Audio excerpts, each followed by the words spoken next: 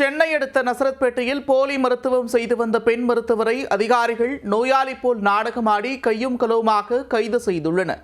10வது படித்து முடித்துவிட்டு பந்தாவாக ஸ்டெதஸ்கோப்புடன் வலம் வந்த போலி பெண் மருத்துவர் சிக்கியது எப்படி?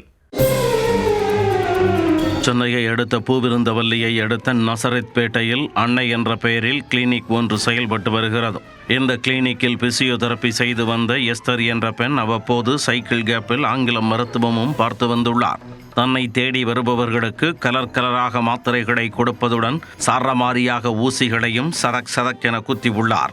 இது குறித்து விவரம் அறிந்த சிலர் மாவட்ட ஆட்சியருக்கு தகவல் கொடுத்துள்ளனர். பிசியோதெரபி என்ற பெயரில் கிளினிக் நடத்தும் எஸ்தர் பிஸியான அலோபதி மருத்துவராக வலம் வரும் தகவல் அறிந்த மாவட்ட ஆட்சியர் கண்காணித்து நடவடிக்கை எடுக்குமாறு திருவள்ளூர் மாவட்ட மருத்துவத்துறைக்கு உத்தரவிட்டார். பூந்தமல்லி அரசு மருத்துவமனை தலைமை மருத்துவர் பாபு தலைமையிலான குழுவினர் அந்த பெண்ணை கையும் களவுமாக பிடிக்க நினைத்தனர். அதற்காக திட்டம் போட்ட அவர்கள் மருத்துவ அதிகாரி ஒருவருக்கு வயிறு வலிப்பதாக கூறி சிகிச்சைக்கு செல்லுமாறு அனுப்பி வைத்தனர். வயிற்றை பிடித்து கொண்டு டாக்டர் என்னை காப்பாத்துங்க என கண் கலங்கியபடி சென்ற அதிகாரியை அழைத்து நாடி பிடித்து பார்த்த எஸ்தர் உடனே இடுப்பை காட்டுங்கள், ஊசி போட வேண்டும் என கூறியிருக்கிறார். கையில் சிரிஞ்சுடன் சிரித்து கொண்டே வந்த எஸ்தருக்கு கைவிலங்கு போட்டு கையும் கிடவுமாக அரசு செய்தனர் மறைந்திருந்த போலீசார்.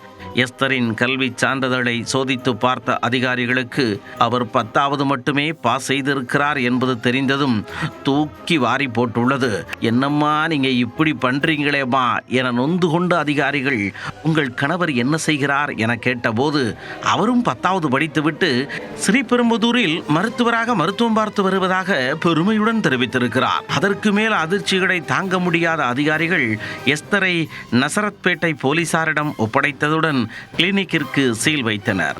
இந்த கைது நடவடிக்கையை அடுத்து போலி மருத்துவர் எஸ்தரிடம் ஊசி போட்டுக்கொண்ட அப்பகுதி மக்கள் எல்லாம் சற்று அதிர்ச்சியில் உறைந்து போய் உள்ளனர்.